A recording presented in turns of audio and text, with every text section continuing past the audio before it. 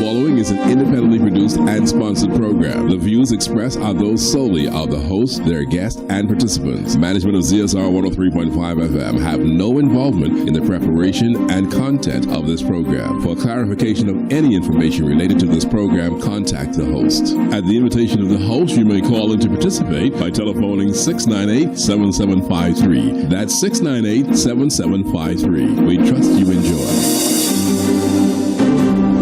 Doop doop doop dook about doop doop dook about doop doop dook about doop doop dook about doop doop dook about doop doop dook about doop doop dook about doop doop. As I wander through this world, nothing can stop Duke Bell. And you are my girl. No one can hurt you. No, cause I really love you. Oh, come on, baby, hold me. Cause I'm the Duke of Bahamas. Yeah. Good morning, Bahamas. How are you? It's Friday, February 12th. We're counting down to Valentine's Day. We are in the midst of the Lenten season. This is Earl the Pearl in the house, plain truth speaking, the Earl the Pearl Show. I'm joined at the round table this morning by Freddie Barr and my co-host Tanya Brown. And we have a special guest in studio. It's going to be a wonderful morning. Tanya has passed the chore of doing the inspiration message on to me this morning. She thinks I need extra help. So prepare your hearts for the message.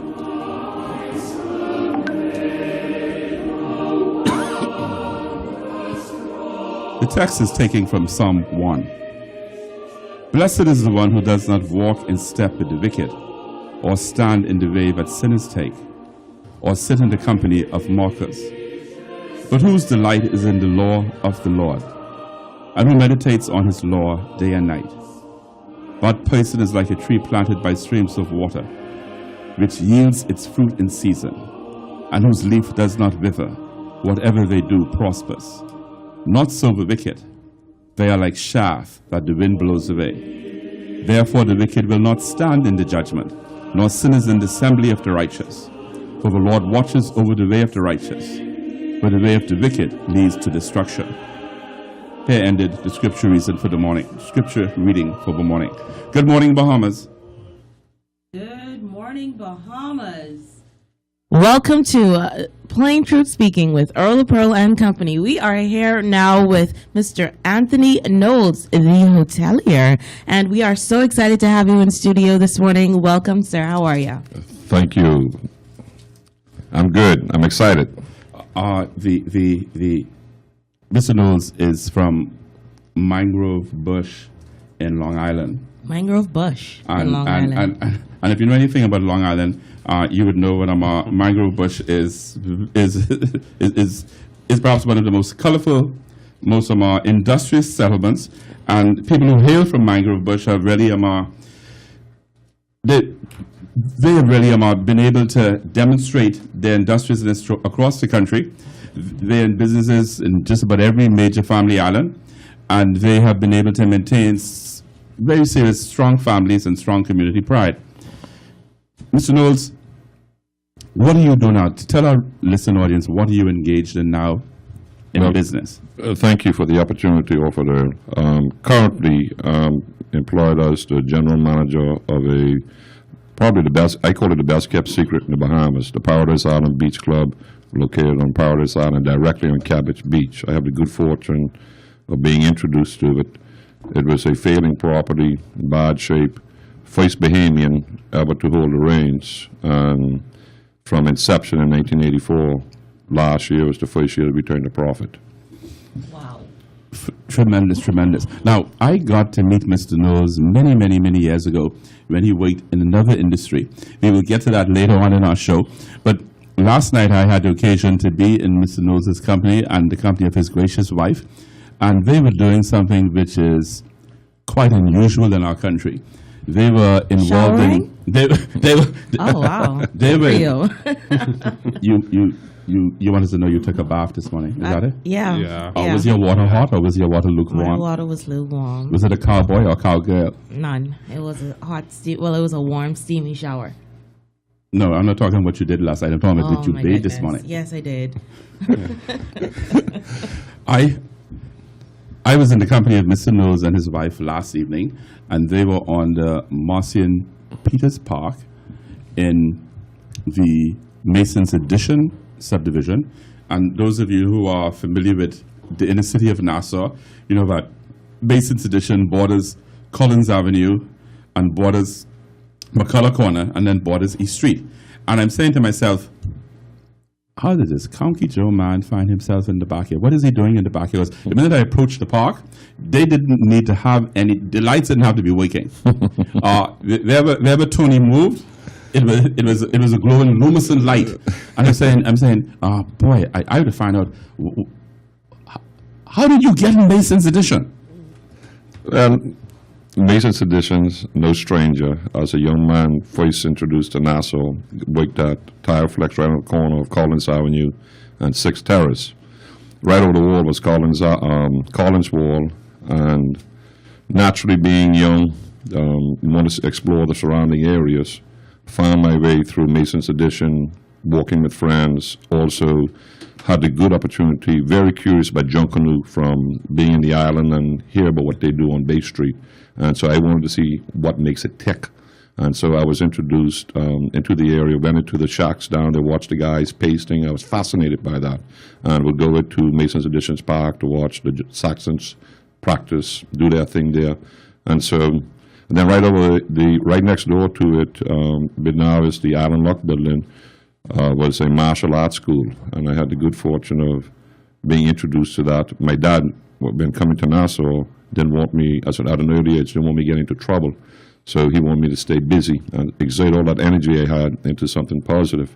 So he introduced me into martial arts. And I am honored to say I'm a student of Professor Frankie Adley. He's one of the best martial artists, I think, in the Caribbean, the region. I know of no one better. And his home was just over the wall.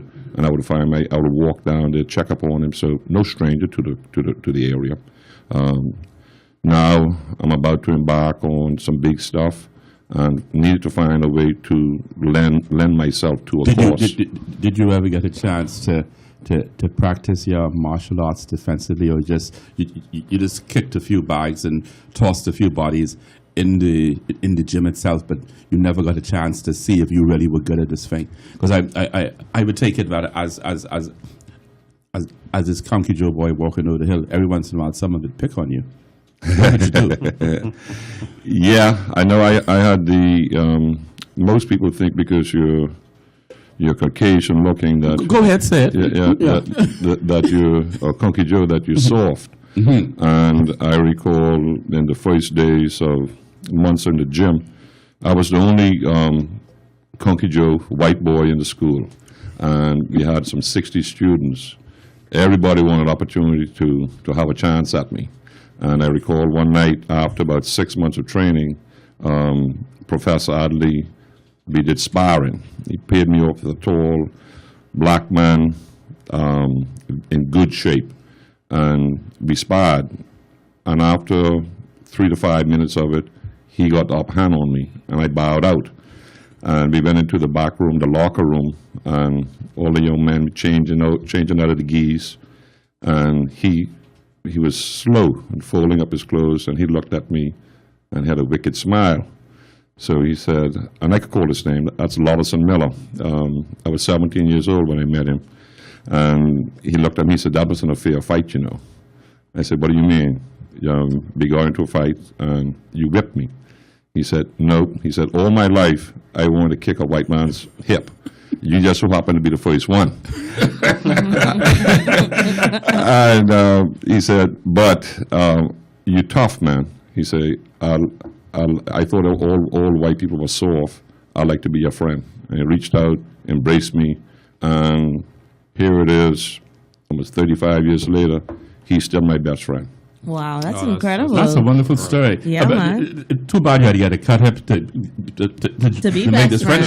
friendship. So Freddie, when you're ready, let me just drop this cut house on you one time, and you can move on. Tanya, I don't know what I'll do with you. No, please don't hit me. But you know what was so incredible when I walked in with the coffee moments ago? I was like, oh wow, we got the mafia boss from New York. Freddie, how'd you pull this off? And then he smiles at me, and I'm like, oh, he's cool. He's not a mafia. All right. Hey, don't That's you know awesome. my name is 42 times? I'm 42 times. All right. No, my daughter said the same thing. When I visit them, they're in Cocoa. They go, who's your dad? You know him. He looks like a Colombian boss. Right.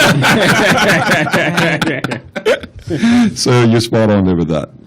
Tell us more about your involvement in the Masons Edition area, because this sounds like a very wonderful story. It has a human touch to it, Yeah, heartfelt touch.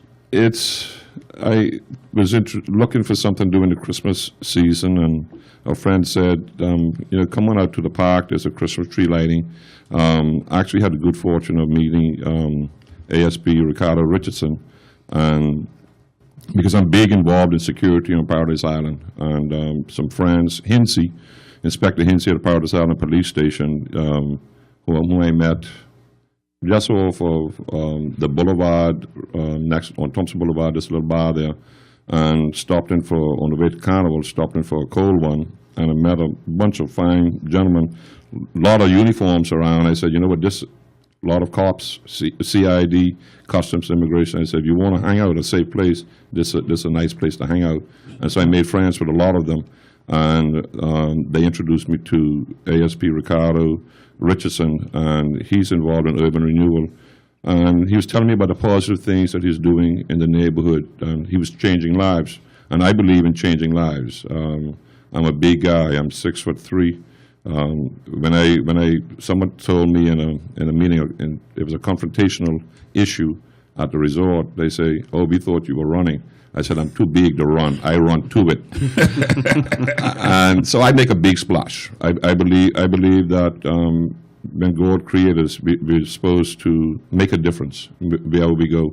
When I walk in the sun, I leave big footprints behind. And he told me about his program, and I went down there and I saw a classroom of 12 kids. There was an instructor there working with them. He was teaching them Microsoft Excel. And he was giving certificates for each one of the computer classes. And I was impressed. The next room, they had hospitality training going on, etiquette. And so what they were doing was really grooming young people for a future life. And he was challenged by resources, and he said, everybody looks at it, it's a government thing, but it's really a community thing. The community around it needs to adapt to it, lend to it, and if we do that, and I heard a young man there last night, he's with Big Brothers, Big Sisters, Carlton. He said, we have the belief, a group of young men started outside a little shack right there in Mason's Edition, said we would change our community from within. And they've been working hard at it, but they're challenged. They need more people to buy into it. And I believe in young people. You call me a Conky Joe, but I have 5 surrogate sons that I took under my wing. When I first came into Nassau, I saw a young man walk in the streets, and oftentimes they'd flag me down. I had a truck, I'd stop, jump into it, give him a ride. And one of them, he had an R. Bailey uniform on. He would eye me, and every day I'd flag him down, give him a ride. Some days he looked like he's putting on weight. I'd leave him, and he'd throw his bag down and throw a tantrum, put his bag down, and throw his hands and kick around, and I'd stop, and he'd come. So then one day they said there was Tony, my secretary said, a young man, his mother has a son, and she's worried about him. He needs something to do to keep him out of trouble. And I said, okay, let him come by. This up on Joe Farrington Road when I was in the recycling business. Most people don't believe we recycle in this country, but we do. But anyway, the young man showed up to the door. He's the same young man I would pass on the road. So I looked at him and said, excuse me, what are you doing here? And very shyly he said, my mama said I must come here and ask for a man called Mr. Tony Knowles, and I'm here to see him. And I laughed. I said, that's me, son. And so from that moment, I took him under my wing, and he was 10 years old. Today he's 32 years of age. Ooh la la. I am single and I need a Valentine. Totally give him my That number. one's married. I'll give you one of the other ones. All right, cool. I mean, it's 5, so I could choose. That doesn't stop too many Bahamian women. Oh, jeez. Not this one.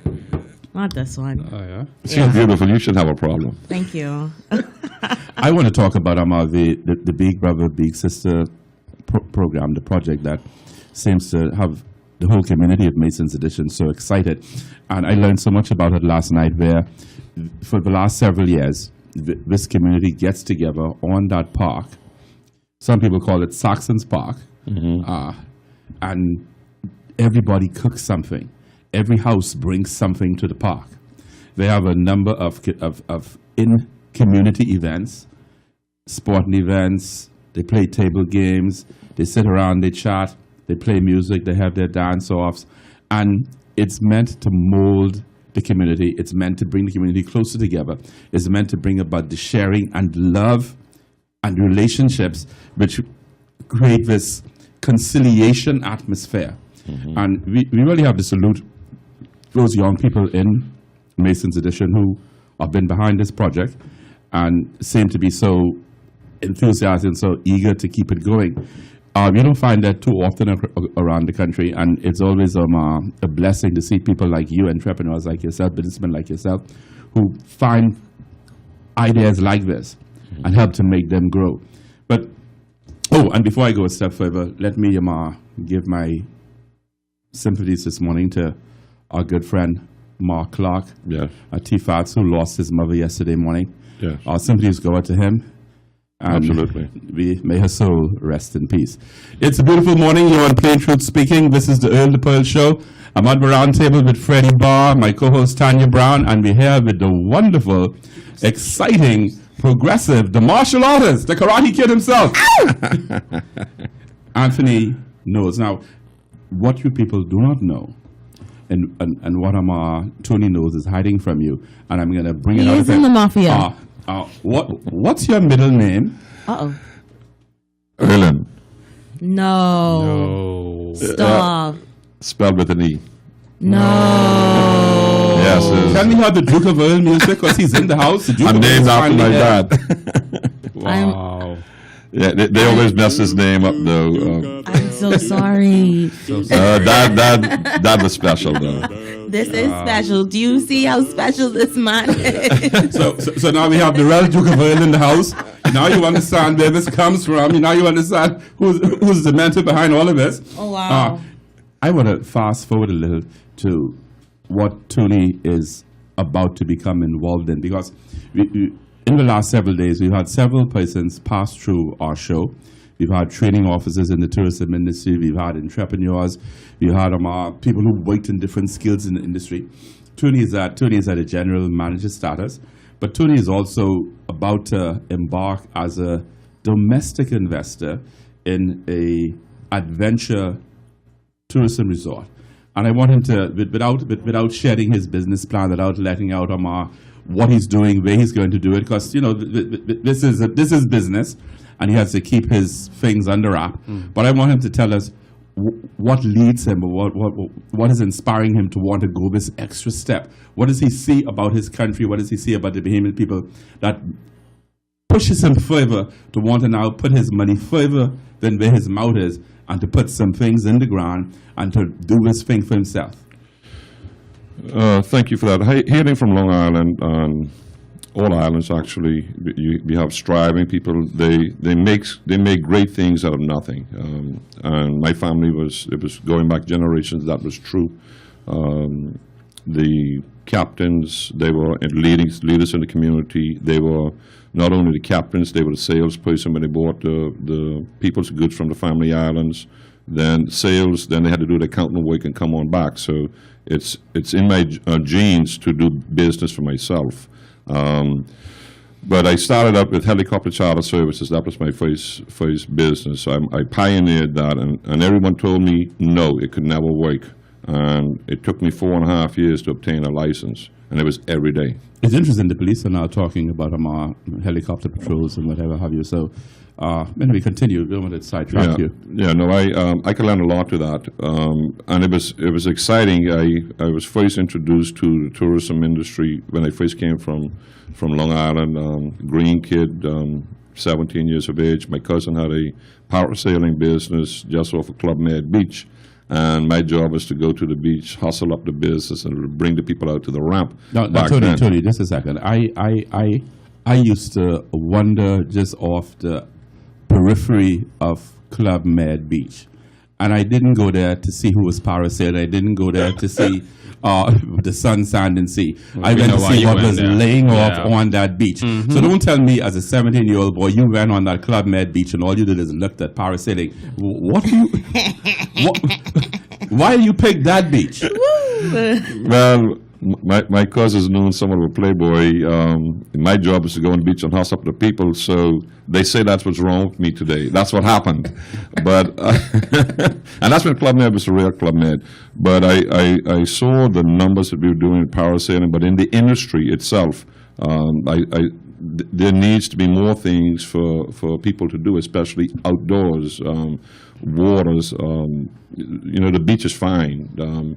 But we have limited things that people can do as a family, there's a huge need for that. You go and do the historic tours, glass bottom boats, but people are looking for adventure, people looking to do things together as a family. And when I look at my business plan, I wanted to attract the big pie. I wanted a piece of the action of the whole pie. Booze Cruise and those, they target a 17 to 44-year-old audience, thereabouts. But the idea that I'm about to embark on, is looking favorable towards the Ministry of Tourism. They love it because it's creative, it's innovative, and there's a huge need for it. The Bahamas is in a unique position. We're the envy of the Caribbean as far as tourism go, but we have on the horizon Cuba about to embark into our industry in a major way.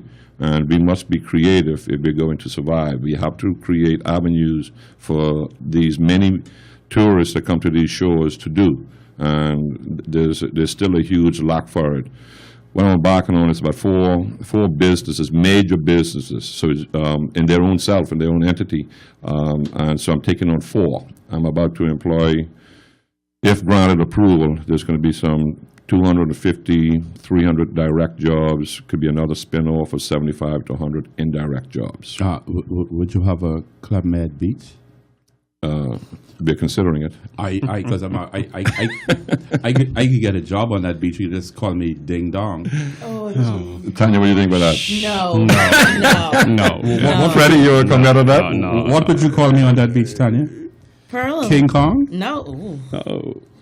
Pearl one. Kenobi. What's the name of the Family Guy, dude? Don't you dare. Chris? No, the daddy one. The dad? Yeah. You mean Quagmire? Giggity? No. Who? The Family Guy daddy. Oh, Peter. Peter. Oh. Yeah. Nah, he's a little bit smarter than Peter. Oh, yeah? Yeah. Right. I know there's Quagmire. I know there are 4 Quagmire. E's and cheese.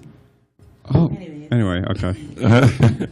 But no, I'm excited. It's going to create so many opportunities for young people, and people need hope.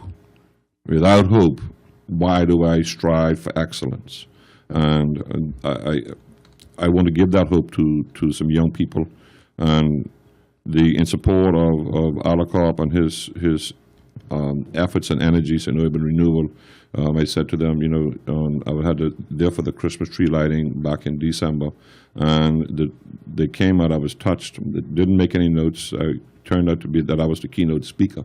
Some of the PM ministers didn't show. They were in the house. It was Thursday night, and I was only supposed to speak for a minute or 2. It turns out I had to give a nice long speech, and had nothing written down. And they came out with "Go light your candle," and little kids, and I grasped that. And my opening remark was, "These little ones have lit the candles are lit. We are challenged as Bahamians to give them the fuel to keep that candle burning." and it inspires me. This sounds like a political maiden speech, Tanya. You don't think so? You don't think, No. Was this political maiden speech? I don't know. You about that? No, I'm not a politician. I'm just a people's guy. I'll help change it from within. I'll leave that to the politicians, but I do have my own ideas. You seem to have a lot of charisma, however. You should be the next PM. Oh no, don't say that. Don't you dare. That's basically all you need. Before we go to the break, From your wife. two questions.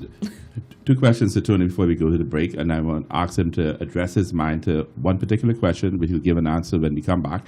Our listening audience could really come away thinking that here's this County Joe, Long Island multi-millionaire who has this money to make this investment work. And that's the major cry in the country among some of the behemoths across the board.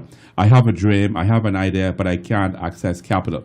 I want you to, in very simple English, as you've been doing for the last 45 minutes, explain to the young entrepreneur that that is not the case. You have your dream, you're working to get your capital, you're working to make your dream come to fruition, and the fact that you do not have sufficient or you do not have enough ought not block the dream. What happens to dream deferred? We will be back right after this break.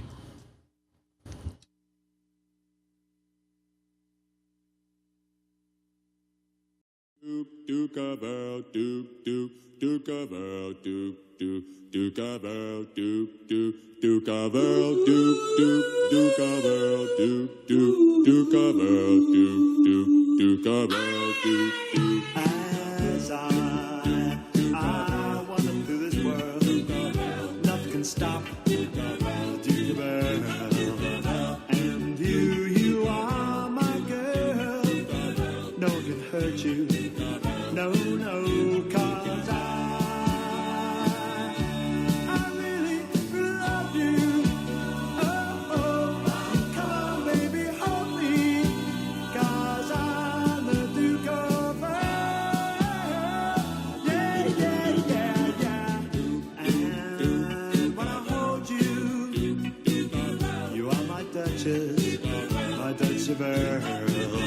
We'll walk through my dukedom and paradise we will share, yeah.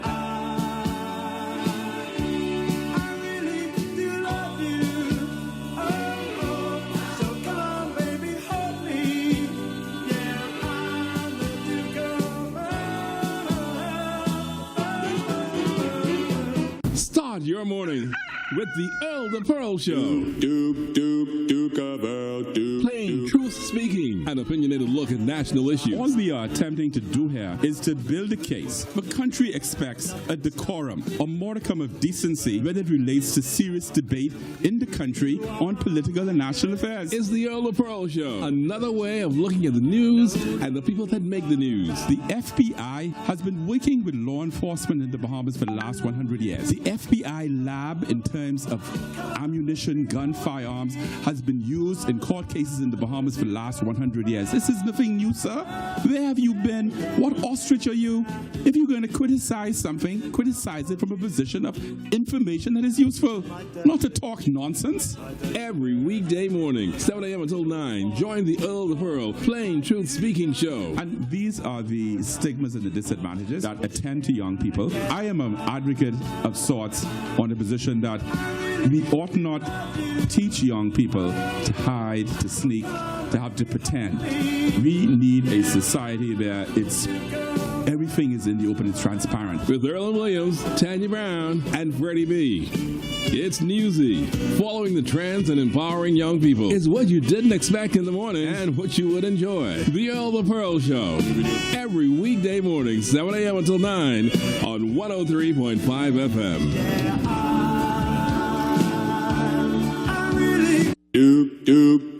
Duke of Earl, Duke of Earl, Duke of Earl, Duke of Earl, Duke of Earl, Duke of Earl, Duke of Earl. Good morning, Bahamas. Good morning. How are you out there? A wonderful Friday, February 12th, counting down to Valentine's Day. We're in studio with Freddie B., Tanya Brown, and our special guest, Anthony Tooney, Earl Knowles, who hails from Mine Grove, Bush, Long Island. Before we get back to our interview, our discussion with Tooney, we want to, oh boy, this is going to hit close to home because we have to address ourselves to this new political attack that is going on. And once again, this is a major row going on in the FNM, and it's being led by Long Island people. It's being led by Tennyson Wells, who has caused a serious uproar in his organization by alleging that there's one sitting MP in the FNM who he says, and he uses the R word. We are not going to use that word on the show. Racism is an ugly, ugly, ugly thing. And to denounce somebody and to use such a derogatory phrase or characterization is completely wrong. So we're not going to go behind Tennyson Wells and call anybody racist. That would be totally unfair. Mm-hmm. But the FNM chairman, young Mike Pintard, has taken umbrage with Mr. Wells. He's saying that Mr. Wells' claims that the white minority base of the FNM has been always trying to control it. He's taken umbrage with Mr. Wells that certain MPs are the R word. And Mr. Wells has fired back that young Pintard is in no position to reprimand him. And I think that is where the issue is. It is when you ought to apologize, when you know you are wrong and you say, you're in no position to reprimand me. You're in no position because you're young, you're green, you've never won no seat. Young Pintard has contested 2 general elections for the FNM. He's never won anything. Mr. Wells ran 2 times before he was able to win a seat. And it's unfair to demote his national chairman. Mr. Wells seems to be taking, to support the leader, Dr. Minnis, is one thing. But then I'll come behind with his backhand slap on the national chairman. This type of outright rank disrespect and discourtesy is, I think, it's the ugly situation in the political divide. And I think these are the things we need to get beyond. The FNM needs to get beyond this classical row, this foundational row. Can they though? Can they? That's a big question. But when you have FNMs who have gone back home, like Mr. Wells has returned back to the FNM, and he's taken a front seat, and he obviously has the support of the leader, and he's the one who's claiming that it is being claimed in informed circles that Mr. Wells was the one who brokered the deal to bring over slappy-faced Rollins and Wells. And so Dr. Minnis may really owe his leadership at this current moment to Mr. Wells' negotiation in bringing over slappy-faced Rollins and wayward Wells. And so when Wells goes a step further and plunges the organization into this terrible. You need to just clarify your wells now, because you're talking about 2 different wells, and then you're talking about 10 wells. No. Where wells? There's Tenny Wells. 10. Mm-hmm. There's Tenny Wells who's thrown around the R word and telling the white base in the FNM to sit small. There's Wayward Wells. There's Wayward Wells. Slapping people. And then Wayward Wells is the member of parliament for Bamboo Town. He is illegally sitting in the seat for Bamboo Town because he was elected as a PLP. He has abridged the trust of those persons who sent him to parliament, and he now is holding their seat illegally. That's Wayward Wells. Then you have slappy-faced Rollins, who is also holding the Fort Charlotte seat in the FNM camp illegally because he was elected as a PLP. But we don't want to get too caught up in the core politics this morning, because we're having this wonderful discussion with that is Anthony Tooney Knowles, and we want to. And this show this morning is about inspiring young people to believe in themselves. It's about inspiring young people to keep hope. It's about inspiring young people to become entrepreneurs in their country. It is hearing this wonderful, heartfelt story from Tooney Knowles, this Conkey Joe boy who landed here from Mangrove Bush at the age of 17 and has made so many friends across the divide and has this big golden heart, which he seems to want to share with the entire universe. He's cool people, yeah. He's cool people. Thank you for that, Tanya. Well, personally being a Conkey Joe Caucasian, I I don't believe in racism in any form, really. I don't see, I'm colorblind, actually. Yeah, I'm of the belief that if one person can do a job, you should have that opportunity. I cut you, we all bleed red. Yep. I'm not a sexist. Doesn't matter to me.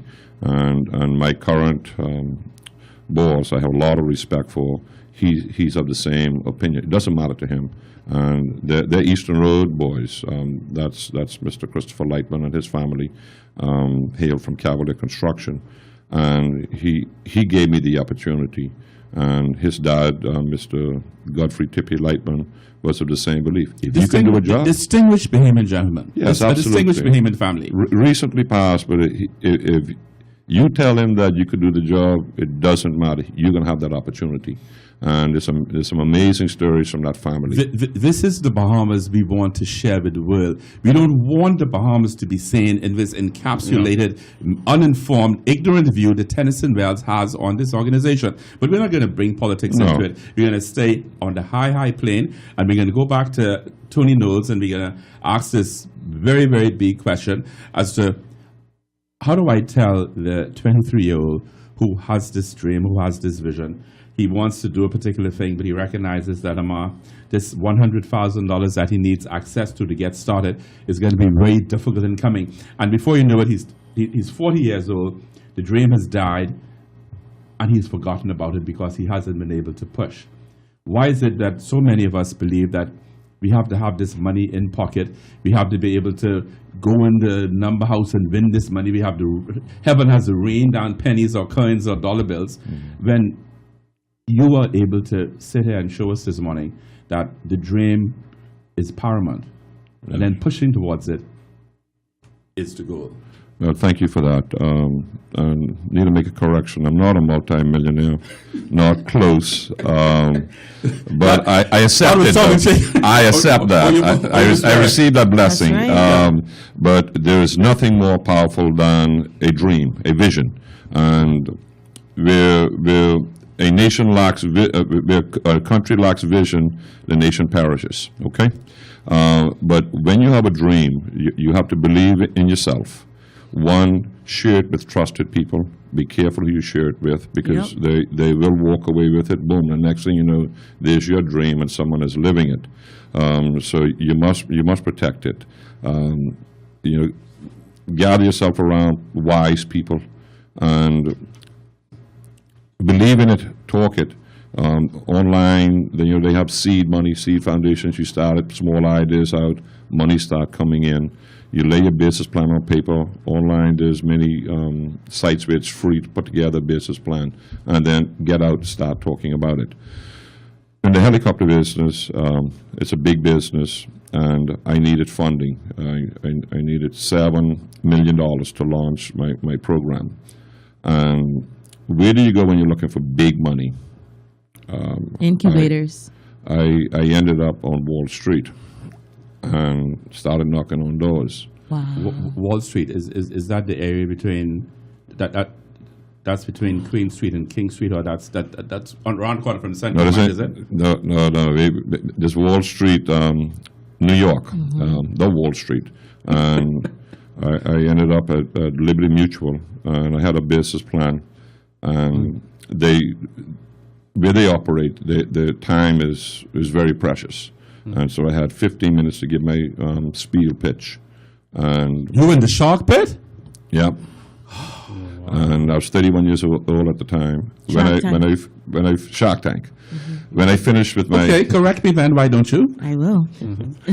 When I finished with my pitch, he said, we've looked at it and we think that you're wrong with what you're requesting. To make your operation tick, you need $54 million. And we will allocate you that amount of money to get your project started. He said, let me show you something. And stood right up to the edge of the wall. I'm on the 44th floor, pulled the drapes back, and he says, when you have a powerful idea and you're looking for money, you come to Wall Street. Welcome to Wall Street. Money is no challenge here, not a problem. Our problem is good ideas. You bring them, you keep on knocking on doors, in this neighborhood, you're going to come away with your money. We will shred your idea, put it back together. If it still works, we'll make it happen. Okay, I'm so happy that you've inspired me in this regard. I'm going to leave now because I have to take a bus to Wall Street. Good luck on that bus. Look on that bus. Somebody got $1.25. No. Yeah, I'll give you $1.25. Oh, you can catch an Airbus 321. It leaves at 10. You know, Freddie 29. comes out of the airline industry. Yeah, That's why you get so Airbus. much jet propulsion air. Yeah. Yeah. Hey, did that ring? Because he whispered JetBlue. Hey, I'm getting good at Yeah, this. you are getting good at this. I'm rocking this. Yeah, you just say you full of hot air, though. You still laughing. Yeah, I'm telling you. How does a 31-year-old young Bahamian find his way to Wall Street, and how did you prepare for this presentation? And at what stage did you go in the bathroom to check your pants? Let me tell you, it's the idea and the dream to see it happen. From concept to finish this, that follow through. There's a lot in the middle, and you have to believe in yourself first, and you have to believe that it can happen. All young people, all their lives. I forgot how many times they hear negative stuff. No, as a baby, no, you can't do this. I refuse to believe in it cannot happen. If you have the will and you dream, it can happen. I like to say that I'm the little engine that could, and just keep on pushing. I keep telling Tanya to enter Miss Talented Bahamas. This thing you do with your lips, it can win a contest. Trust me, believe in yourself. You know what? Kill that whole conversation right there. See, she's still afraid. Tanya, where there's hope, where there's vision, there's hope. There's a way for you. And doesn't she have gorgeous teeth? Look at her smiling there, just trembling away. Oh, goodness. Tanya's a beautiful Bahamian lady. What can I thank say? you. Guys, listen to me. She is beautiful. Make your way down to this station. It's Valentine, and you'll have yourself a date for those aspiring young men out there. Let me put it that way. But no, really. Please come with your police record. Okay. Yeah. See how. You don't need to see the yellow card? No, just the police record. Lil Crazy always makes things exciting. Oh, you're looking for a tug? Well, not a thug, but someone interesting. Keep it lively.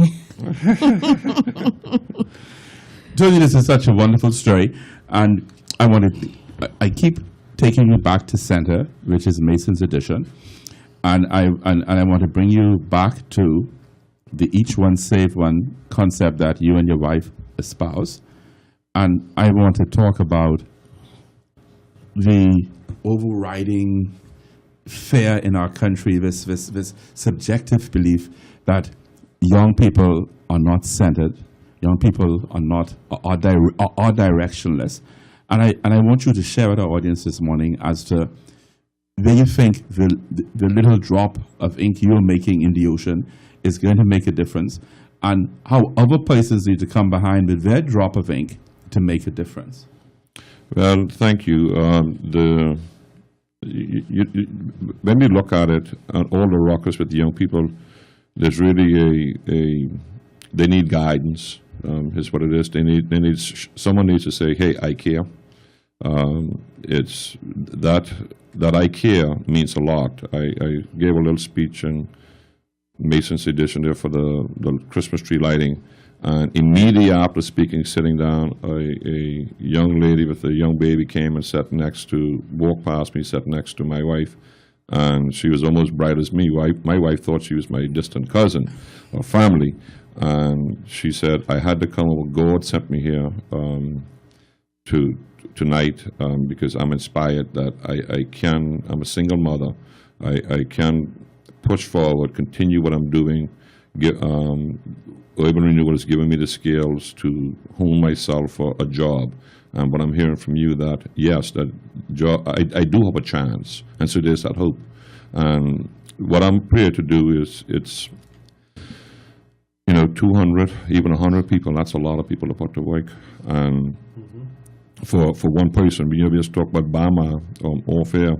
it's 8,000 jobs. That's a lot of jobs. Yep. But if we also need to empower young people, and governments and corporate entities needs to also make people believe that they do have a chance. There is a shot out there to make it. If we had 1,000 people employing 8 people, which one is better? I'll tell you what I'll take. I'll take the 1,000 people. Absolutely. Because you have to diversify yourself. And opportunities exist. There's a lot of opportunities out there for those persons who's looking to embark out there and to make it happen. The Bahamas is bursting out, it seems, with opportunity. We just need to see it. Open your eyes. You know, the Lord says, reveal it to the people. And pray. I'm a praying man. I'm not a religious person, but I'm a spiritual person. And I ask, my prayer is, God, help me to help people. And if I'm helping people, then I must be all right. And God doesn't give you the vision without providing the provisions. Most definitely. You support the concept of National Youth Service? Yes. In what form? I think that we have we're a baby nation. We're just 42 years of age You now. know any 42-year-old babies? This country, the Bahamas. Besides Earl. As a matter of fact, baby. Okay, it's pick on Earl money. I can deal with it. But we have I hear that there's 32-year-old grandmothers, and if that's the case, then there's a huge lack of misguidance out there somewhere. Where they're going to get the tools to further themselves. Right. Most of them, it means that there's single mothers out there raising children. Young men need a father. I was fortunate to have a father and young men in the community and role models that I looked up to, and it made a difference. I'm the product of my community, not mom and dad. And the National Service, I think Sir Lyndon was ahead of his time when he first came up with the idea. We have a bunch of young people today without guidance, but I think that's where we can find it. We put them in, mold them into young men of character, teach them how to, just because you're from one block to another block, that we have a huge difference that we cannot communicate, should not share. I'm a white boy, and to be honest with you, most of my friends are black people. And they, if we talk about, the color thing, it's, I know some white people who, people at my hotel, my guests, they shouldn't be allowed within 100 feet of the gate, okay? So it's not a color thing. It's a mind thing, really. And the National Service, it probably should be 3 years, and they should have everybody should be psychologically evaluated. Most definitely. Check you out. Make sure that we'll identify those that need time. Yeah, but just disqualified Freddie. Yep, most definitely. No Freddie. Pick on Freddie Day, man. Today is not Pick on Freddie Day. Today is Evaluate Freddie's Mental Health Day. Freddie get to repeat. It's 6 years. Okay. 6 years. Yeah, I have to. No, but really, What we could do, we could get Mark T. Fat Clark to ask his brother to do a special evaluation for Freddie. Okay. We'll ask a favor. Oh, yeah. Freddie, have no fear. The Earl is here.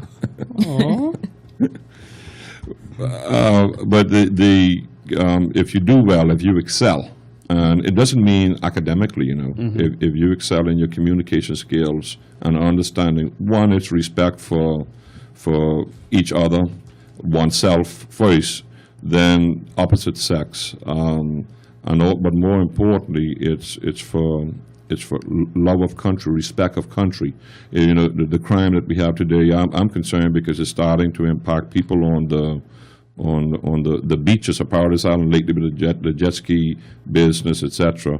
And I was sounding that alarm for a long time. I said, we cannot afford one incident to happen on Paradise Island Beach, not even one. Step up the security. Let the people know you're here looking. And if people are watching, then the criminals tend to stay away.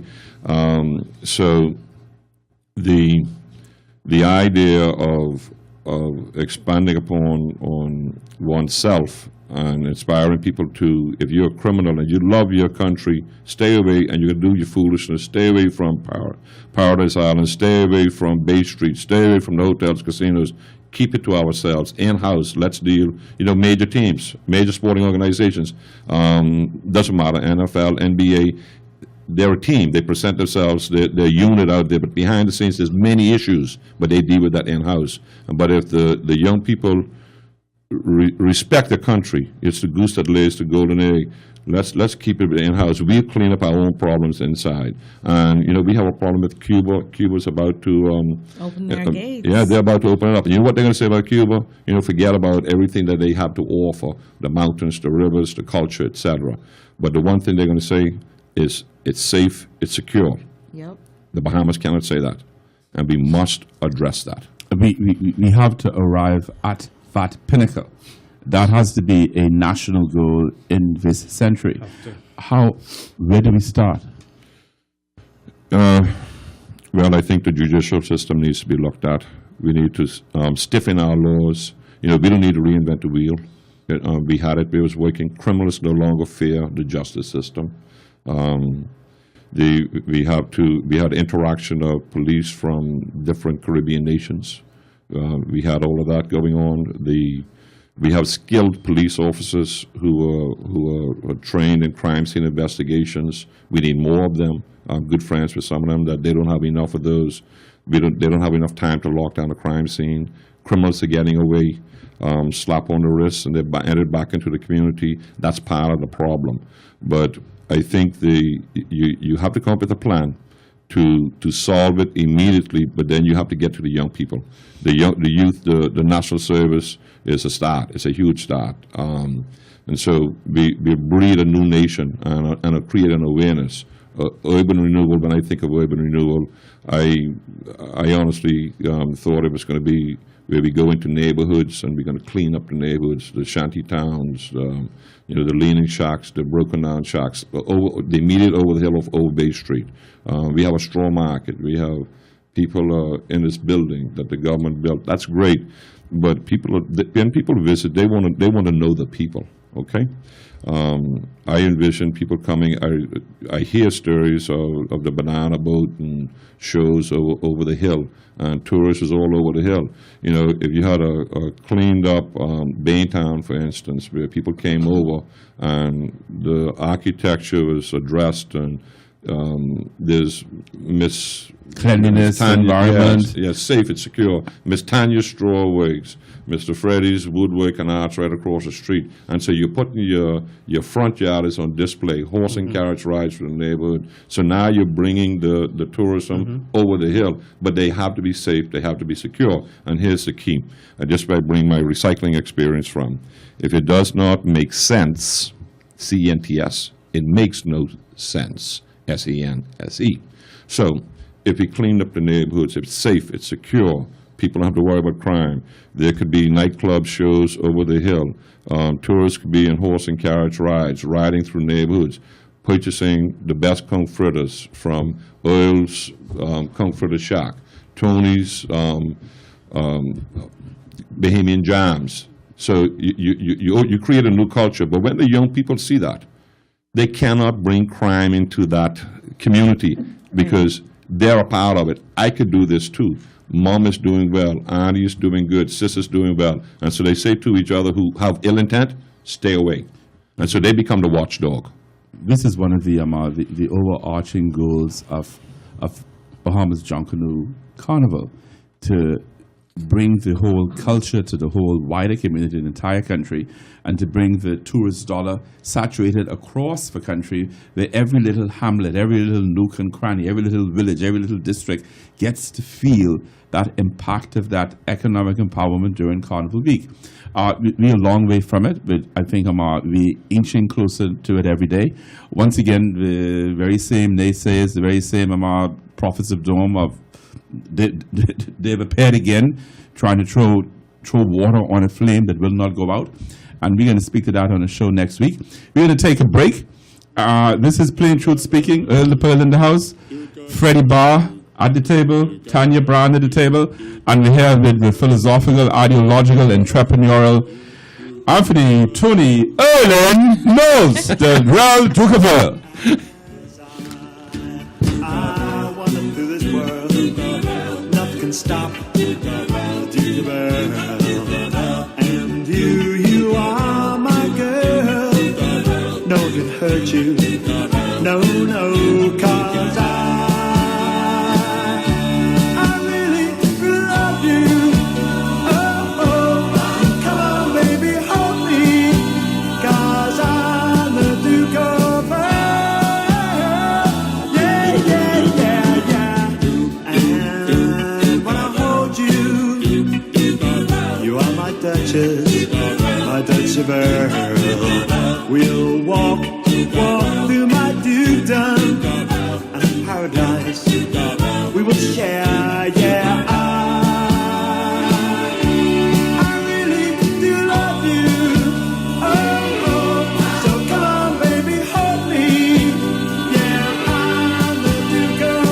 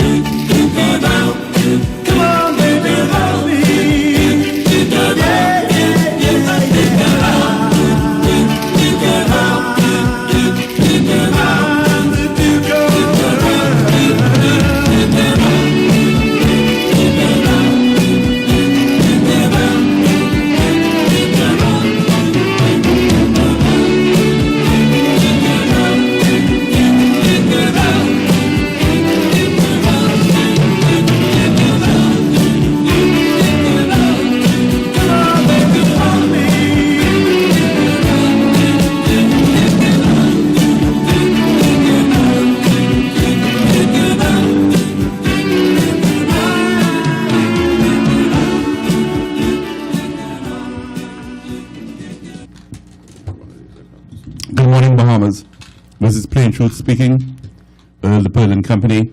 We've been joined at the table now by the eminent Elcott Colby, the resident intellectual at the table. We have Mr. Freddie Barr, and we have Tanya Brown, who is texting away, trying to secure Valentine gifts for Sunday morning. And then we have our special guest in studio, Mr. Anthony Tony Earl Knowles, a wonderful entrepreneur, a community-spirited leader who is locked in succeeding at transforming lives in the Masons Edition community. I'm going to take him back to when I first met him many years ago, when he was involved in the recycling business. And at some stage, we're going to bring in, this is just a clue, we're going to talk about the James Bond car. Tell us how you got started in recycling, and when you talk about recycling, what business are you specifically referring to? The average Bahamian doesn't believe or visitor don't believe that the Bahamas have a recycling program. My ex-wife's uncle uncle was in business, Percy Roberts. He was a national hero in itself in keeping the country clean. And he was illiterate, could not read nor write, only signed his name. And he began. He could count. Oh, he could count very well. And he started by moving cars and cleaning up the place. And when he passed away, he was worth well up in the millions. And so it goes to show you don't need to have the education; it's just the desire. Before college, there was knowledge, eh? And but we recycled everything. I just picked up where he left off and took it to the next level. We were recycling, crushing cars, the red metals, that's the brass, the coppers, aluminums was mostly in window frames. Then they started when the cans for kids started back there. I forgot Jeannie. I can't remember her last name now, but she was inspirational starting that up. I supported that, and we began changing the whole concept of recycling. Then I ventured further into bottle and cardboard recycling, had a contract with the brewery, and I empowered people to side jobs and took on various other products. And so instead of someone making $50 a week, they began making $800 a week. And in the used parts business, I would sometimes see people come in and they're looking for a part and know the value on it. Don't have the money. You need a tail light. Don't have enough money for it. I said, go get your tail light. Go put it on your car. He said every time he go out, he gets booked, dropping his wife, his kids to school. And then something touched me at the dump site where they drop the cars on Marshall View Road at the time. Cars were there with parts, and then they put up a security there, and people can go and take off a tail light. They stopped them. They would mash them, and I approached the heads and said, you mean your people can't go out there and get a tail light or a headlight so they could function on the road? Nope. I said, back then it touched me because they didn't care. I care. If you needed the light, here, take it. You remember me, you'll come back. You say, cast the Bible says, cast your bread upon the water, so it'll come back to you. And we believe we have direction. Mines have always come back red. It'll come. Tanya's jumping. But then I ended up from there. I ended up in a private island resort in the Exuma Keys, Sampson Key, and again wanted to make a difference in the community. And we had some people there doing programs with the kids, but I lent more to it. I added more to it. Gave the kids lunches. Helped them out with beverages, and they did camping trips. This from the Black Point Standard Key community now. But when I got there, going back to what I said, I believe in making a difference wherever I go. I'm a big guy. I make a big splash in the water, especially if the pond is small. It took the kids. We had a problem. The island was clean, pristine, but you took a short walk in the back, and there was the garbage dump.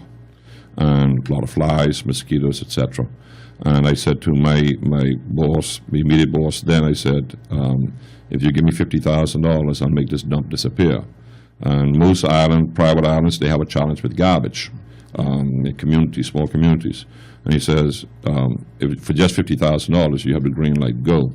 I cleaned the dump up, and it became a landing pad site for helicopters for the executives that came in. And the guests would walk around and they'd look for the dump, and I would tell them, I would challenge you, give you $100 if you find the dump. They'll come back, we cannot find the dump. Where is the dump? I put in a full-fledged recycling program. Everything was recycled, and it changed the island. But what touched me most was the children coming through. And we had the Land and Sea Park down there. And Land and Sea Park, if you've never been down there, Earl, it's really amazing. I encourage every Bahamian to go and see. There's a spot there where you jump over, they call it the aquarium. You jump aboard and the lobsters walking around. Groupers are coming up to meet you, yellowtails all around you. I saw 2 lobsters on Dazzler Street last night, and they were walking around. Oh, gee. And on the way to, they had a school trip going on that I supported and made sure that they had some gas and stuff to add to it. And I said to them, you're going to go into the park and you see a lot of fish. When you come back, stop by for lunch again. And they did. When they came by, I asked them, I said, you saw a lot of fish, crawfish and fish and stuff? They said, yeah. I said, so if you were to go out and I turn you all loose, how much money you think it is in that spot? How much money can you make in one day? Well, the kids say $500. Next one said $1,000, $2,000, and they were all correct, of course. And I said to them, your dad and your brother just went down there. They carried tourists, and they came back. And for a couple of hours, they made $600. They're going back down there again this afternoon. It's another $600. And in the community, there was a lot of tearing down between the two communities. And what people need to understand is that when you pull someone down, you're trying to lift yourself up. Intellectual people only see you as you're pulling your own self down. They'd rather stay away from you. Mm-hmm. And we have a lot going on in the Bahamas, right? But when they would ask for guides, I said, yeah, that's a good guide. That's a good guide. And the next thing I know, the whole fishing community was guiding, and they were doing very well. They loved me. But then I had a restaurant, and I needed seafood. And I had another problem. I couldn't purchase fresh seafood. They said, no, we don't fish no more. We guide. And I laughed. And I had a charter plane to go down to Long Island to bring back fresh seafood. So just that, so changing lives and the fish, and they began to respect the land and sea park. Very important. And then these kids were, back then they were 12, 14 years of age. I walk around, but I'm a big sailing enthusiast. I hear my grandfather was the Hall of Famer, the late Rupert Knowles. He built a tidal wave on Lady M. And so here was a Mangalbush boy sailing, competing against the Black Point boys, Stanley Key boys in the community. So, man, against my Uncle Lundy Robinson and Clyde Rowland. You've been around the base. Yeah, I know, but they're all legends, Lundy is an awesome guy. He's another community-minded person, believing in young people and changing lives. People look up to Lundy, and he's a good role model. But in the Black Point Stanley Key community, walking around Regatta side or even in Nassau, they were, hey, Mr. Knowles, Tony, you remember me?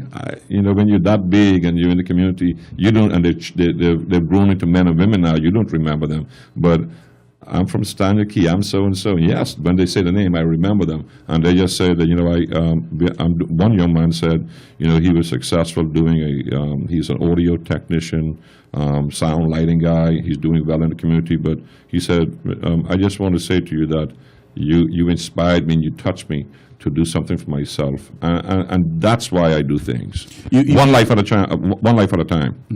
You paint this wonderful, beautiful tapestry of the entire archipelago and all these different islands and keys that you've touched. I come away from conversations with friends who seem to think that the average Bahamian, the regular Bahamian, the everyday Bahamian, never gets an opportunity to clearly look around and enjoy the Bahamas. They don't get to go to the land and sea park. They don't get to go deep sea. They don't get to go diving. They don't go on the parasail. They don't get to go trekking through our own little forests and own little ecosystems. They don't get to see the white-crowned pigeon in his habitat. They don't get to see the pigs in Exuma. They don't get to see the Bahamian parrot. They don't get to understand what it is, why a pot in Coburn Town, San Salvador, cooked on the outside stove is going to taste different from a similar pot cooked on the outside stove in Long Island. How have you been able to achieve this, and what direction advice do you give the regular Bahamian before we all pass to embrace and enjoy the entire archipelago, the 700 island rocks and keys? We're not as fortunate, Mr. Colby, who was able to jump on his private jet at any hour of the day and just zip down and zip back up. Mr. Cole, we got 2 seaplanes, right? All right. Hey, we got to talk business, man. I put you to work fast. But no, domestic tourism is very important, and we need to know our country. If we're going to compete with Cuba, part of our challenges is that we're an archipelago nation. Also, the strength of our nation is we're an archipelago nation, because each different island offers a unique and different experience. I've been blessed with, in the sailing community that I've visited, quite a few of them, all of them actually, except Inagua and Auckland. And I need to go down to Auckland because that's my best friend is from. And Auckland, produce some great leaders. They're tough people. My friend Lawrence Miller, he said, I hear from Hard Hill Auckland's boy. Hey, hard, you hear me? But it's true. But we need to open the doors. I recall growing up in Long Island, where for the family the summer vacations, kids would come in and check out things. But I encourage, everybody wants to go to Miami, but that's fine. But you got to give some time to your country, visit an island, get to know the different people.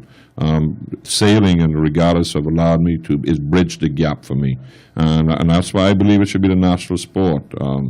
That you be encouraged that, open the doors for young people, because there's another opportunity there for scholarships and people to advance. And Jimmy Lowe, he touched me also in his youth sailing program, where he wanted to take the black children from, and I use that word because I'm a Bahamian, it doesn't matter to me. He wanted to seek out, we won the first gold medal in sailing with Sir Durward Knowles, and he said, when are we going to get that opportunity again? Is it some hidden talent in Bain Town, Carmichael Road, that's going to be the next to do it? We'd never know if we don't give them the opportunities. And so he started it's a Pee Wee sailing program, and now these sailors are they're growing up now, and it's catching on. People from all over the Bahamas is coming into the Grand Nationals, and they're representing the Bahamas in these events, and we're doing very well. And so he believes in young people. We talked, and I believe in his program. I believe in the Bahamas, and we all need to. The Bahamas, if we're going to compete with Cuba, the number one resource we have is our people, and we have to nurture that.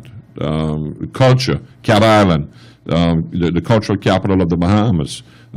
People need to. In my small community, Mangrove Bush was the capital for the rake and scrape, and I met Percy Waller Francis, and he told me, he said, Tony, on Mason's Editions Park, he said, Tony, Junkanoo really, its roots is deep in Long Island. It came out of there. My family hails from there, and so we may even be related. But they believed in it, and they came down because they were so talented with music. All the brass that they had, and they came in and put into the rake and scrape. But nowadays it's rare. What bothered me on the park last night, there was a well-known entertainer that came out there, and he said that he went for a job interview, and he said, didn't anyone tell you that there's the live entertainment in the Bahamas it no longer exists, it's over. The guy was crying, man, tears in his eyes, and that's wrong. And he says, I've trained so many young entertainers and artists, and in my lifetime, what I nurtured and encouraged, it means that it's going to die right in front of me. And I heard the PM speak at the CHTA, Caribbean Hotel Tourism Marketplace, where we must have had some 1,200 persons from all over the Caribbean, and internationally were there. They were from Russia. Airline companies was there. They were all showcasing our property. He spoke on that, and he spoke of the sun, the sea, the Bahamian music, the live entertainment, entertainers putting on show. That's what they come here for.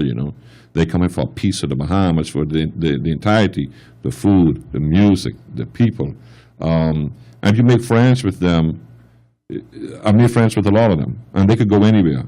But they're coming back to the Bahamas each and every year for their friend Tony Knowles. And that's why the Bahama Host is such a good program. That has been the magic ingredient which has made Carnival in Trinidad so successful. People return to Trinidad for Carnival because of relationships. There are people who have been going back to Trinidad for the last 40 years, and they go to the same families, the same houses, the same resorts, because it's not just for Carnival, it is the relationships, it's the friendships, it's the Auld Lang Syne. It is a coming together of people from different, multicultural coming together in a great form of excitement, a great form of entertainment. And we in the Bahamas, while we sympathize with this concept that live entertainment is dead, we all know that we have so compartmentalized ourselves that there's this thing going around that unless there's some heritage festival or some regatta in a family island, then we don't want to see the Bahamian entertainer. Ronnie Butler told me a wonderful story many years ago that he was invited to come down to the Yellow primary school, which he eventually adopted, to perform. And he was so wonderfully surprised that when he licked off Don't Mind Livingston, Josiah still the JP, those little 6-year-old, 11-year-old children, they went wild. They were more excited than a white kid at a Michael Jackson concert. And when he told them to sing along, they knew the lyrics, they knew the words, they knew the steps, they could march the cockroach, they could do the conch style, and they enjoyed the Bahamian thing. I think, to some extent, there's this persona we have that if we could show the world that we also know Sting music, we know Nicki music, and we know Rihanna music, that it means that we have arrived, we are bougie Bahamians. But in burning in all of us, we still want to hear a party in the backyard. I don't care what situation there is in the country. I don't care what party you're having. I don't care what event you're having. You can play all the foreign music you like, but nothing is going to gel us. Nothing is going to bind us better than the Bahamian music. Not even the electric slide? That has become a Bahamian song. Okay. I have a question. I never understood what that meant. Don't mind Livingston, Josiah still the JP. John. Go, come on, explain the story behind that. I don't want to plagiarize Sir Charles Carter, but I had the same query, and I'm friends with Alonzo Holmes, who was a drummer with Ronnie Butler. Yeah. So I put the question to him. I also put the question to Sir Charles Carter some years ago, and Livingston Ramming was the son of Josiah Ramming, who was the emperor, the mayor of Fox Hill. There came a time when Livingston went to live in one part of Fox Hill, and Josiah remained in the other side. Right. And Livingston began passing himself off as he was the JP. He's a big man. He was a big man. Yeah. And the people on the Josiah side had to send the message down to the other side. And I think I have to discuss this again with the MP for Fox Hill, Fred Mitchell, who I'm told has another version of the story. That the word then comes down, and it's a spoken language, it's spoken communication. Don't come here with this affidavits, because you know affidavit came after independence. Before independence was affidavits.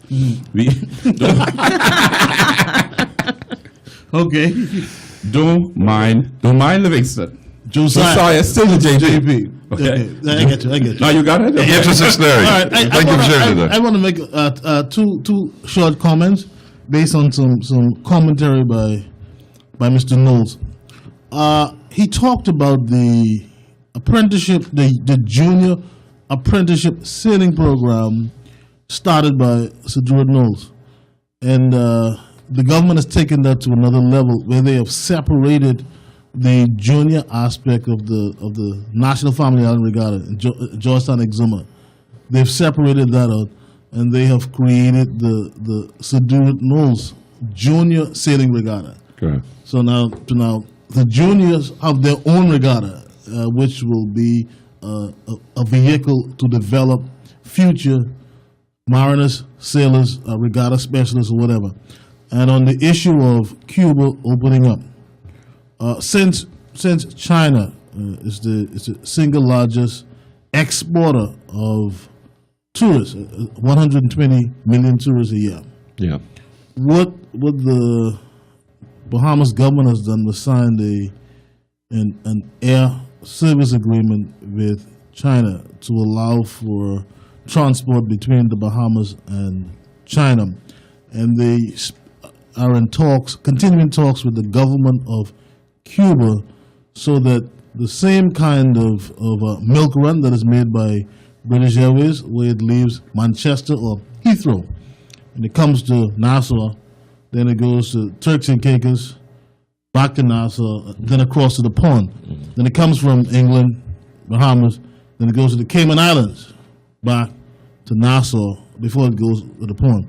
And to develop that same type of cooperation and collaboration, where when tourists come from Asia, they come to the Bahamas and they go to Havana, back to the Bahamas, and then so it's not so much right.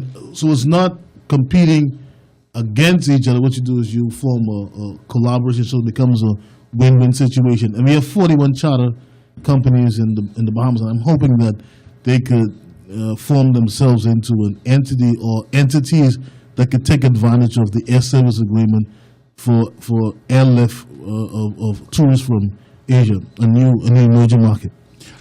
I want to go back to sailing for just a brief moment. And many of us go on the park. We're on Regatta Park. We are in Elizabeth Harbour. We are on Montague. They had a wonderful regatta 2 independences ago in the Bay at Clifton. And I'm not sure if all of us appreciate the technology and the science of the art that is at work on the boat. I'm going to let Mr. Knowles speak to that, because we think the boats just set off and they just run across the wire and there's no skill involved. And then we hear about the great captains. You talked about your grandfather. You talked about the tidal wave.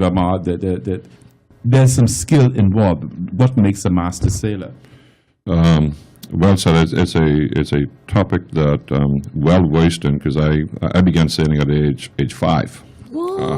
The tidal wave and I actually the same age.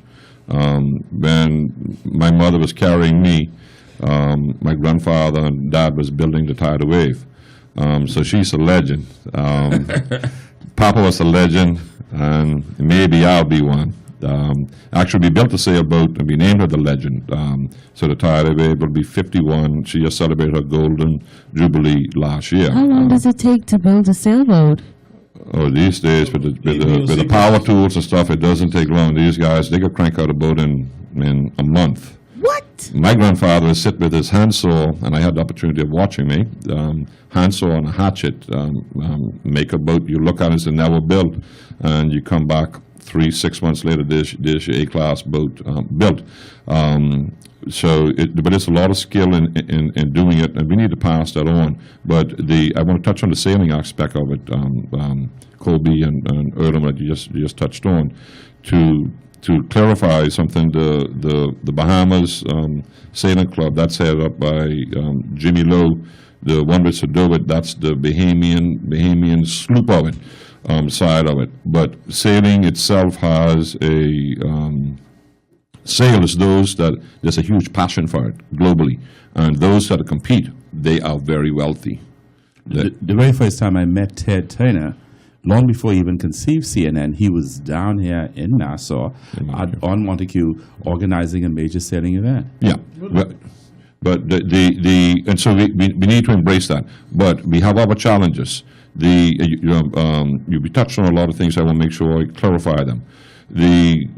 Today, cricket is the national sport of the Bahamas. It must have been way before this colonial times. I know nothing of the game. I don't know how many of you know about it. It's probably a great game, but it's not what the masses know. Everybody, I know everything about sailing, the man in the boat, everything. You just tell me anything about sailing that way the boat. But we all watch. We just had the Super Bowl. We all watch the NFL. Oh, we love it. We love it so. Yeah, but how many of us have played the game? No, sir. I have. Is it? Flag Well, good for maybe, you. but not Good for you. basic football. No, but we know the rules, though. You can't watch and enjoy the game if you don't know the rules. So that's why it's important that the government, and hopefully it happens in this time, that they label it and call it, announce it for what it is, the national sport of sailing. Is sailing.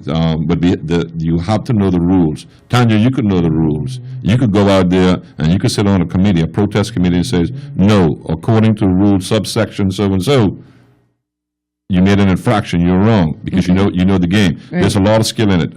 Reading the water. Sailing is unique because you have so many components at work. There's the tide. There's the boat itself. The equipment you sail with. How many and there's men the can you wind. have in a boat? Tanya, you don't have to answer this. Oh my gosh! You know what? I'm gonna have to. I'm talking to the sailing expert, resident sailing expert at the table. I'm Anthony, Tony, Earl, and Knowles, who hails from Mangrove Bush, Long Island. We're having a wonderful discussion here this morning on Plain Truth Speaking. Mr. Colby is at the desk, Tanya is here, Freddie B is here, and we are asking Mr. Knowles to give us the science, this technology, on the wonders of sailing. The wind is a major factor. You need a good team. You need a good crew. Reading the wind, but you cannot go directly into the wind. A good race course is designed where the buoy is directly into the wind. So you go point A to point B. Sailing is so synonymous because we're an archipelago nation, and the only way to transport between islands was back in the day was sailing. But along came technology, the diesel engine, and the skilled masters, the great Roddy Gray and those, it was a way of life for them. Today, it is something that you want to do as a hobby, and so we have to encourage that. You have to sail off from the wind so the wind could catch the sail and power you, so it's a zigzag, catching the wind, going upwind. And there's many shifts in the wind, and to be a good reader of the wind, they say Sedowit, the sea wolf, had a nose for the wind. He was a natural at it. My dad was a natural at it. Sir Roddy Gray was a natural at it, and many other great sailors. Sir Roddy and Roddy Gray and other skilled sailors that I know, if they had the opportunity, if they knew the rules of international sailing, and it's important. I was at a conclave just before Christmas, establishing the rules of racing. We have the international sailing program, the one design at the yacht clubs. They sail on the ISAF, that's International Sailing Association Federation rules.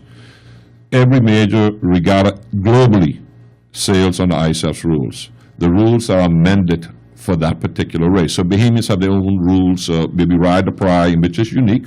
Very exciting to do that. To sit on a pry, Tanya, you got a plank between your legs and hanging over from the boat. It's Yeah. a thrill, okay? Okay. We need more ladies to get involved in it.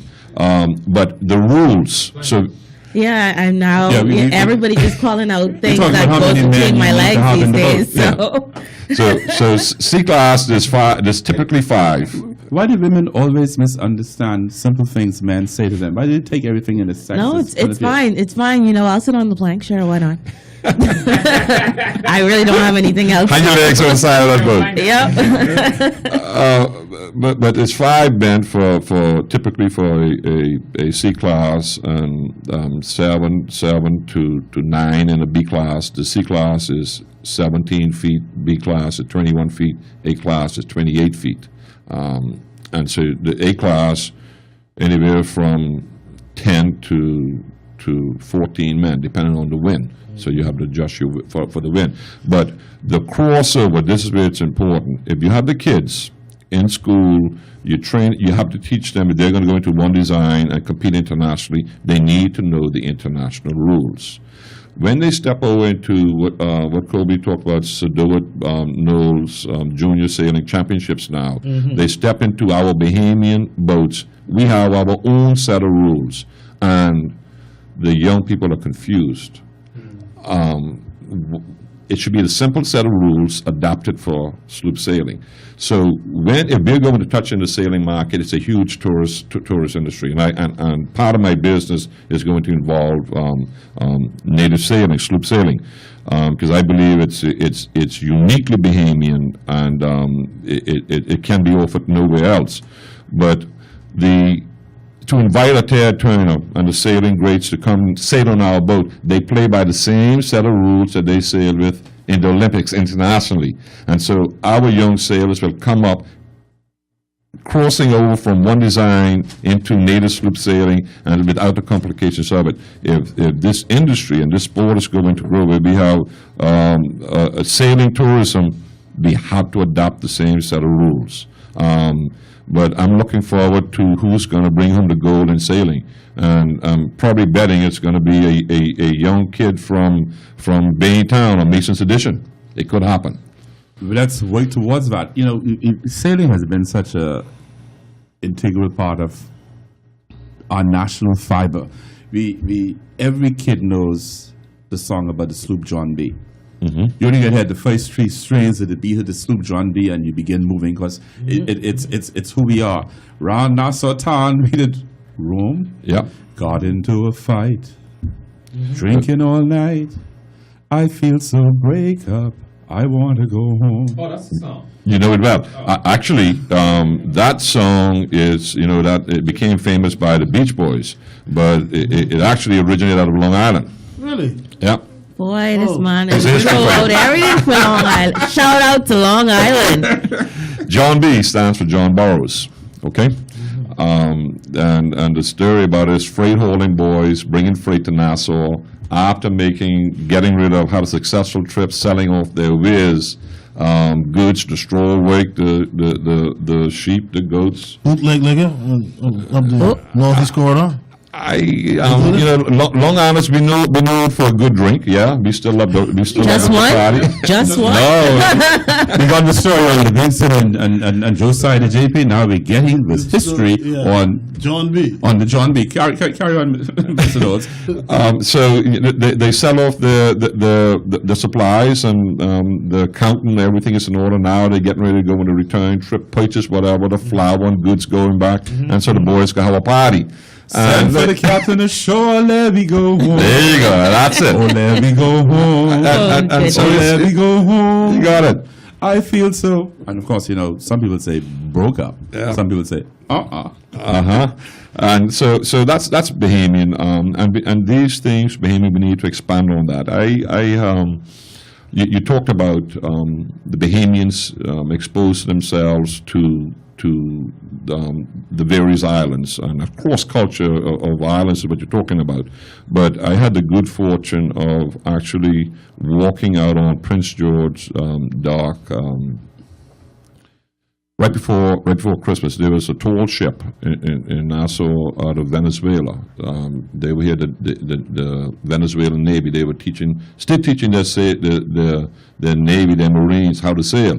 Very important. We don't know the future. Sailing may be another way of life. We hope not, but at least if it happens, they have the skill sets to do it. So she was docked on the outside, one of the furthest piers closer to Paradise Island, and I had the good fortune of going out there. It was open to the public, but I saw very few Bahamians embrace it. Oh, Juanita, my sweetheart from Venezuela. You got it, Erna. But walking around, it's a long walk out to those piers, and I passed probably 12, 14 sheds that they have as cool, sheltered areas in the walkway center going to the cruise ships. And I go out and I look around, and I'm just looking around, and I look up and I see, okay, they need some fixing up, and I met with Tourism Minister of Wilscombe, Ovi Wilscombe, recently, and I said, we need to fix those sheds up. Let's make sure they're nice, painted and clean, because we're displaying the Bahamas. But what I see as a businessman, I see a billboard. I see the opportunity to place an advertising banner, my business name, other great Bahamian names, where just how you come through the airport, you see so many ads rolling over. You walk on the cruise ship, we have some 3 million visitors annually, and there's nothing to show me what I should be doing. So I said to the minister, we need to fix it up. It's going to come at an expense, but I'm give you a way to earn your money back. Whatever you write that check for to repair and fix it, I'm going to show you a means to collect that revenue back. And he looked at me, what do you mean? Like I was a crazy man. I'm a businessman. I look around, and everywhere I go, I'm looking for opportunities. I can't help myself. And I said, if you fix it up nice, it's a billboard. I place an ad, you sell an ad, and so you're selling space on that billboard.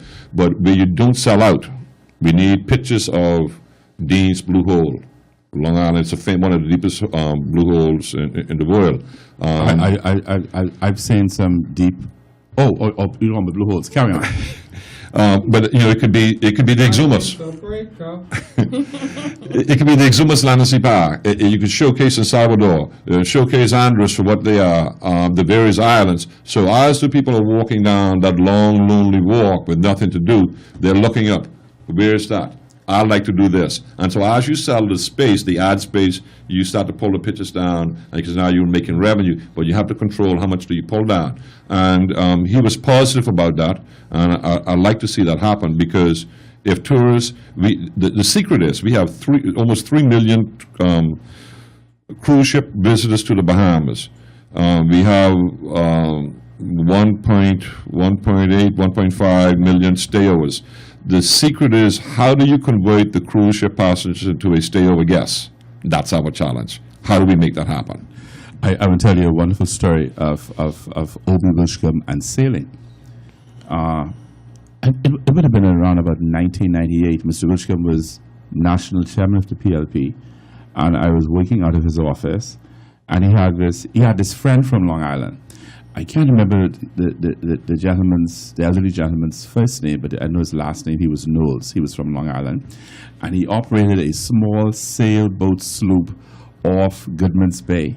And he had this major complaint that all of the right-of-ways off West Bay Street for people to access the beach would be cordoned off and by new residents.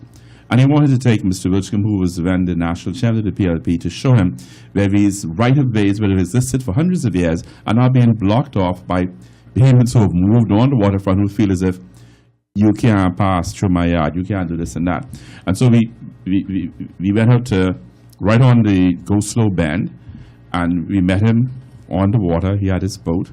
We took off our shoes. We got on this little stoop with him. And he says, first of all, we're going to drive around and see these things. He said, no, you got to go on the boat. And I'm going, Jesus have mercy. This boat ain't got no engine.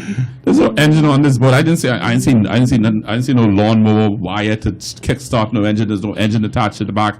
And Mr. Knowles is very confident, and Obi is very confident. And we get on the boat, and the guy gets to the sail, and he's just figuring out where the wind is. Mm-hmm. And he's saying, there's a puff. And he pushes the sail in one direction. He says, it's coming that way. And he pushes it the next way.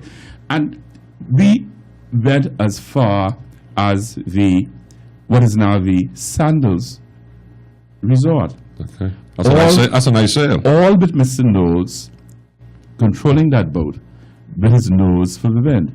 And he came away with this peculiar respect for these persons who have these very, very unusual, extraordinary skills which you take for granted.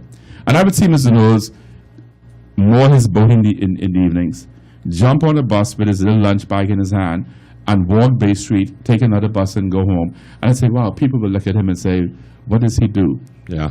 And here's this man with his wonderful, wonderful skill, and we take it for granted. This is Plain Truth Speaking. We had the round table this morning with Freddie B. El Kobe is with us, Tanya Bay is with us. We're having a wonderful discussion with Earl, Tony, Anthony, Knowles. We're about to wind it down, so Mr. Colby is going to have the last say. Mr. Colby is going to have the last say. We're going to wake Mr. Colby up because he obviously had a very eventful 2 days away from Valentine night. Charismatic evening. Do you know that I thought he was going to commercial? Oh. Yeah, okay. We will do a commercial. If you want eyebrows like Tanya, you have to see Tanya's eyebrow makeup artist. Okay, now we're to Mr. Colby. Go, Mr. Colby. Okay. You're a crazy man. Yeah. Pretty much. Welcome. Yeah. Okay. So last night the NHI Bahamas Secretariat held their first town hall meeting on NHI, and it was carried live on the national radio, and presentations were given by the Chief Medical Officer, Dr. Glenn Beneby, and his deputy, Dr. DeLon.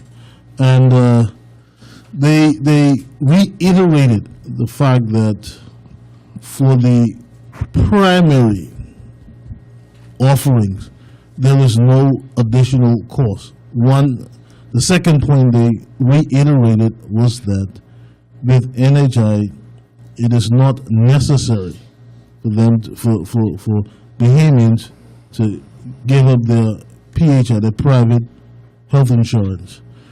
The NHI Secretariat met with the Bahamas Insurance Agency, and they met with the Bahamas Christian Council. Tonight, they fly to Grand Bahama, and they meet with residents in 8 Mara at the Baptist Church and invest in at Mary Magdalene Community Hall. And I encourage all Bahamians to continue to go out and to get educated on the facts surrounding NHI, to beat back the high levels of misinformation regarding this initiative. Good morning, Bahamas. This is Plain Truth speaking. Earl the Pearl in the house. We've had a wonderful discussion with Anthony Tony Erlin Knowles, an entrepreneur, businessman, hotelier, a man with a passion, a man with a golden heart. And a mafia boss, don't forget. Yeah. Hey, Chewy, what's he going to do next? Right? We're going to invite Mr. Knowles to join us right after Valentine, as early as next week, to continue this discussion. It's been very, very touching. It's been very, very eventful. And we trust you have enjoyed our final show for the week. We're going to be back on Monday morning at 7 a.m. to 9. Freddie B., Tanya Brown, Elcott Colby at the round table. We hope you enjoy us as much as we enjoy having you. Good morning, Bahamas. I wanna do this world. Nothing can stop. Jingle bell.